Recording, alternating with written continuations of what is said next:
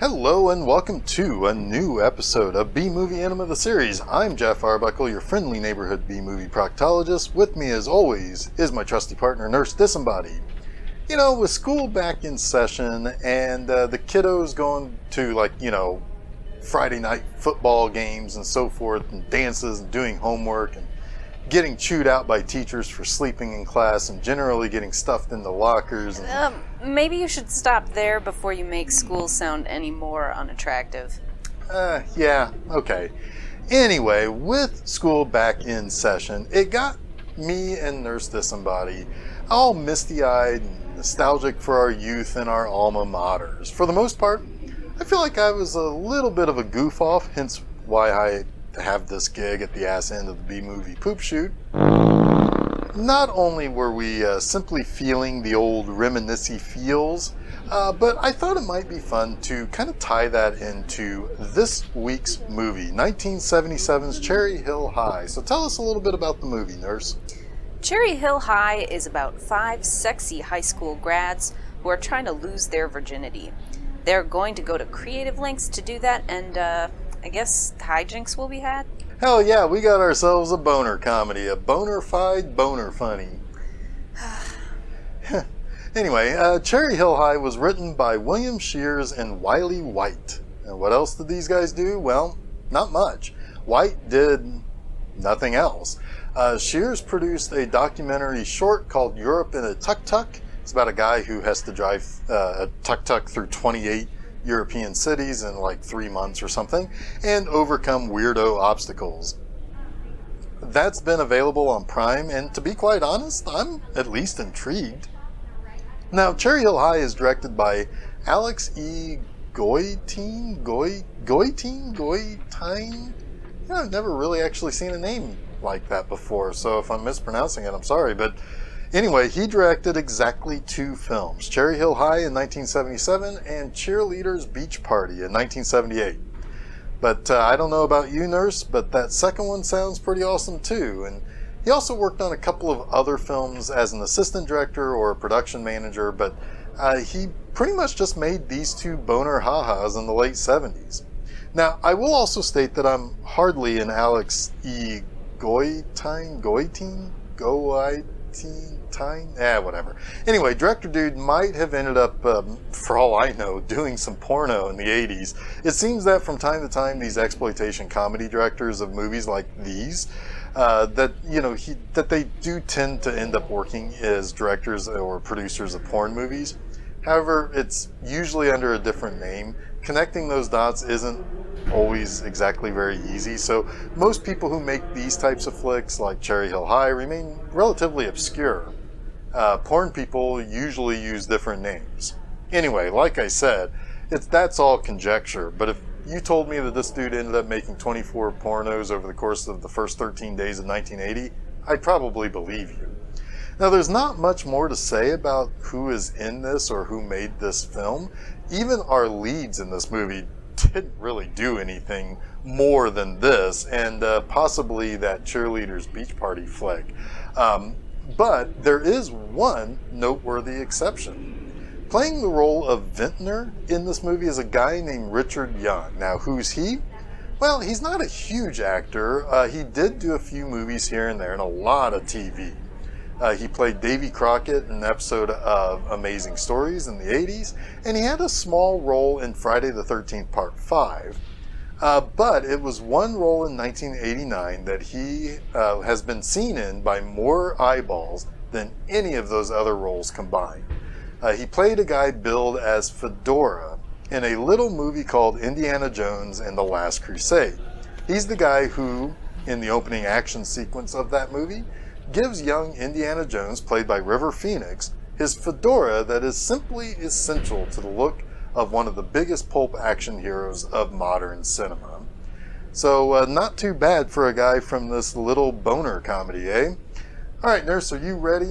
I sure am. Alright, good. Now I've got myself my old high school foam finger here that I used to wear to all the football games, and I got my rah-rah cone, or whatever it's called, Do-do-do-do-do-do. Charge?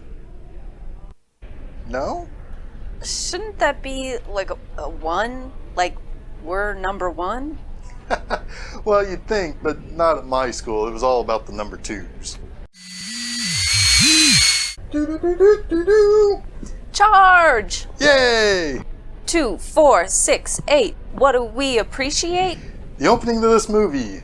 Yeah, wait, what? Nurse, I can't believe you didn't pick up on this. In less than 1 minute, we got thrusting crotch at the camera.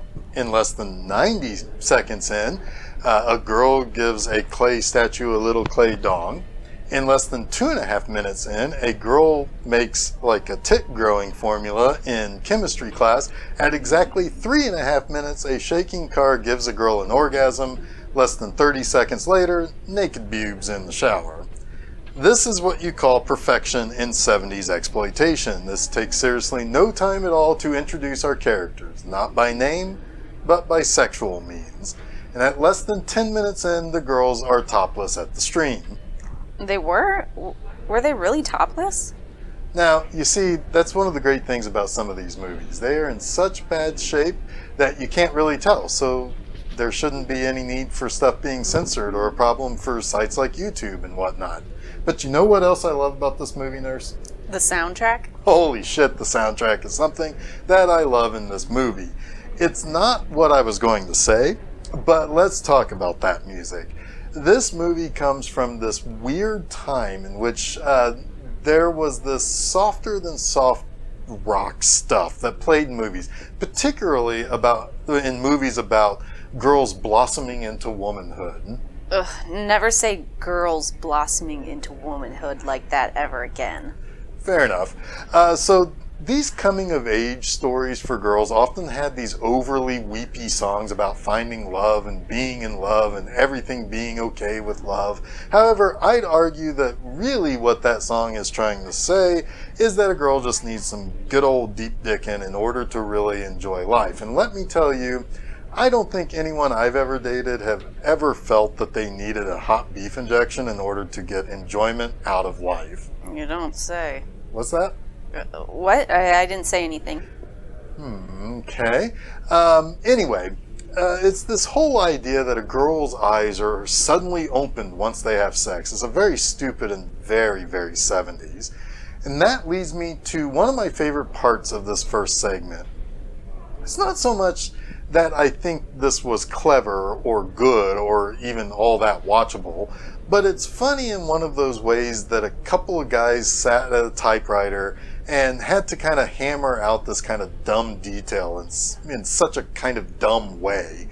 These girls decide that they are about to go off to college in a couple of months, and you'd think that this would be an exciting time, but that's not the case here. You see, these girls are real bummed out that they haven't had any of that good old vitamin D. They're all virgins, and if they don't get laid before college, well, they'll be behind the other girls at school. Oh no. I know, right? And the girls decide that, they're going to do a contest to see who can lose their virginity in the most original way. But SpaghettiOs, there's another problem. Oh no, not again. What could it possibly be? Well, their teacher and I guess chaperone, Miss Woodruff, is the problem. She's perceived as this kind of sexless ice queen, and they need to drug her, tie her up, and blindfold her so they can go off and get that dick. But Miss Woodruff isn't such an ice queen after all. While they were talking about what they were going to do to her, she's getting plowed by the farmer who let them stay at their place for the night. And then the next morning, Miss Woodruff says she's going to help them get deflowered. She says that they have 2 weeks. 2 weeks? 2 weeks to get that sex. But first, let's go to the beach. Are there guys there? One guy. Does he happen to wrestle sharks? Oh boy, does he. Let's get back to the movie and find out if Kippy and the Shark Man get the business. Shark! Oh, I meant to ask you, where did you go to school? I went to Imaginary Nurse Technical School. Yeah, that's very prestigious. Did you do any extracurricular stuff there? Yeah, I was a varsity checkers player. I even made state a couple times. Well, hot damn. Where did you go? Oh, me? I went to Brown County Enema High. It stunk. Well, I think Kippy killed the first person she ever had sex with. Like a shark smelling blood from a freshly deflowered virgin, I'm starting to pick up the scent of an anthology. Each girl is going to have some sort of mini adventure of their own on the road to Bonesville. Now, after Kippy killed that dude, our next virgin, Peaches, gets picked up by a biker, and the biker removes her clothes roughly and then throws her to the ground, but the biker turns out to be a woman. A woman? Indeed, she has boobs and everything. And I am curious if this was part of the plan. I mean, it is original compared to what the girls set out to do, but I don't know, I thought the girls had to get guys. Now, I don't think it was explicitly said it had to be straight sex. I mean, the girls do say it was sexy, and they do debate the merit of the beeswax, but the biker liked the action because she apparently gave Peaches a trophy. Now, next up, Blondie Goody Two-Shoes Allison likes Larry the phone line man, but seeing how he's just a loser-ass phone line man, well, she's not going to use him for the contest, I guess. Meanwhile, the French redhead Michelle meets up with another European guy at a haunted house. Ooh, spooky. You know what else is spooky? The haunting tale of the missing backpacks and camping gear? Indeed. These girls are supposedly on a 2-week camping bike ride, and they have nothing but their clothes and their bikes. You know, they wear different clothes each day. I mean, they sleep in a sleeping bag every night. Where are they packing these clothes and everything? I mean, we do see some small sleeping bags rolled up on the girls' bikes, but they often have different clothes and shoes on, and that's not getting easily rolled up into that sleeping bag. I'm just confused.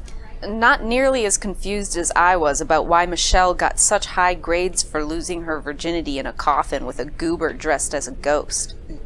Yeah, I'm a little confused by the scoring system myself. Why would any girl rate any other girl's romp in the sack better than her own first time?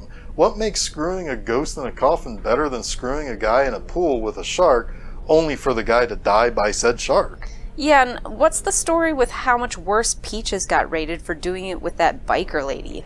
Yeah, was that some sort of lame no homo deal? I mean, were they like saying, alright girls, this is the 70s, so we better make sure that we only get greasy, hairy dick. Only greasy, hairy dick. None of this sexy biker chick looking to sex up one of us sexy cycling chicks. That's just not going to work out. That's just no good. At least I could see what the two girls were doing. Right? Anyway, speaking of Peaches, who also goes by the CB handle Eager Beaver, because of course she does, she's been flirting this whole time with a guy named Pile Driver, because of course she is, and he's a trucker and a race car driver, and he has her meet him at the local racetrack where she gets into a car with him while he is driving all over the track like a drunk monkey on a greased up snow sled. And he wrecks, and this gives them the chance to fuck while he's getting towed away. Was it a race or was it a demolition derby? And I don't really know. That's an excellent question. I think it was just a case of poor camera and editing work, because it looks like sometimes the cars were going in one direction, only for the next shot to show them going in the opposite direction. But that said, it would have been best to have made the thing a demolition derby, because that would have been a perfect analogy. Most people's first time at sex is a whole lot like a demolition derby. Shit is running into other shit, things are all over the place, you're making passes that only make you swerve into walls, and it doesn't really last nearly as long as you hoped it would. How about those bitches giving Peaches a bad score again? I know, right? No shit. We wouldn't have room for unsupportive jerks like them on my varsity checkers team. Exactly. No room for them on the Brown County Enema High School Fightin' Fartin's competitive speed proctology team either. Well, we're going to get back to the movie, and there's a brief part in this movie that lost its sound. I don't know what's up with that, but there's nothing wrong with your speakers. There's just a few moments in two sections of the same scene that are completely muted. So just like with this movie, just kind of stick with it. And that's the end of Cherry Hill High. Our final segment there has Miss Woodruff meeting our someday fedora-wearing Tomb Raider, while our recent graduates are spraying water from their canteens at each other. While they get topless. While they get topless. Now again, these girls are kind of picking on Peaches, damn it. They dump a whole bucket of water down her shirt like the assholes they are. Ugh, those bitches. Nah, it's one of those things that if Peaches ended up becoming a mass murderer, I do not think it would have surprised anyone. Now I do like that Miss Woodruff and that winery guy fucked in a big old barrel of grapes, but I don't think I really want to try that vintage. Now, not to beat a dead horse here, but I do want to go back to the scoring deal. Peaches gets some lovin' from a lady biker in probably the sexiest scene of this movie hands down, and she gets a very bad score. Kippy gets sexed underwater where they couldn't see her, and she gets a super great score. Michelle bones a guy in a coffin while he's dressed like a ghost, and she gets the high score at that point. Now, Peaches risks her life for sausage in a race car. Shittier score than what they debated with her rolling the hay with the lady biker. And then what do we get? Sarah and a guy dressed as a chicken? Yeah. Now, while I will admit I did laugh at the line, "Oh, that fucking chicken," that doesn't at all deserve a 9.5 across the board. What the fuck is that? I mean, the guy dressed as that chicken was annoying and probably some sort of a pervert. Now, I'm not going to kink shame anyone, but I'm not fucking nobody when either one of us is in a chicken costume. That's not even the weirdest thing that happens in that final act. Jesus, jumping Jupiter, no it wasn't. There is a goddamn space alien in this movie. Now, as this bulbous-headed alien was walking towards Allison, choosing her to go into a spaceship fuckship, I was thinking, if this doesn't win the contest, then nothing will. I was also thinking that this was probably that phone line man dork guy. But then the spaceship flies off and disappears. And the girls gave her a perfect 10. You know, this movie is really, really bizarre. I thought last week's movie was pretty weird, but this movie is like utter batshit. And allow me to explain here. Larry was indeed the space alien man. And I think he legitimately made the spaceship fuckship fly away? What is happening? Larry wasn't a real person. He's a rich guy. Someone, we have a code red. I don't know what's going on. He's the aliens and the chicken guy and the wine and the ghost and the coffin and wait.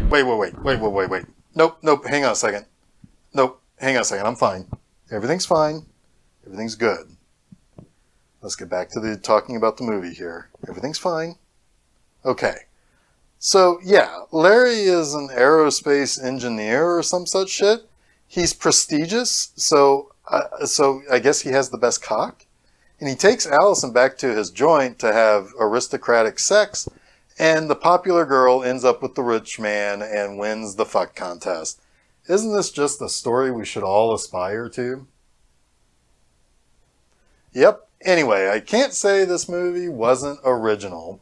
I mean, I can say this movie's a piece of shit, but I can't say it was a run-of-the-mill boner-fied boner funny. Love wins in the end. I guess? I mean, it's more like popularity and money win in the end, but whatever. Cherry Hill High does a thing at the end where that's very similar to what the great Andy Sedaris did with his movies in the 80s and 90s. That's when our leading character recaps the action of the movie. It's like they wrote this movie like people write term papers. There's a setup and a thesis. For example, the girls say they want to get laid, and Miss Woodruff tells them how to do it in a competitive way. Then there's the body of the paper that backs up the opening and the thesis. Then there's the conclusion that restates and closes everything up with the final point of everything. Andy Sedaris had a way of doing that conclusion that made us all feel like we were on the back of that boat, having a good time and having champagne with all our characters that we got to know over the course of the 90-minute movie. This felt a little slapped on only for us to land on the popular girl winning because she fell in love with the rich dork. You're really upset about this, aren't you? I am, damn it. Anything I can do to make it better? I don't know. It's just a little. I don't know. What if I told everyone where they can find the B-Movie Enema stuff? I don't know. Come on, it'll help, I promise. Okay, if you say so. You can find all of Jeff's writings at www.bmovieenema.com. He posts new text articles each and every Friday morning. You can also find episodes of this show, B-Movie Enema the series, on the website as well as on YouTube. Subscribe to him there to be caught up on all the episodes as well as see clips from other movies he uses in his articles. You can follow B-Movie Enema on Facebook and Twitter. Just search for him on those sites. You can also find this show on OtherWorlds TV. If you have a Roku, add that channel for free and check out all the obscure movies on the channel as well as the other hosts that play there on the weekends. There. Did that help? A little bit. What if I sang the fight song for Brown County Enema High? You know that? Of course I do. Okay, well, let me get my foam finger here and my rah-rah cone, and all right, let's do this on 1 and a 2 and a.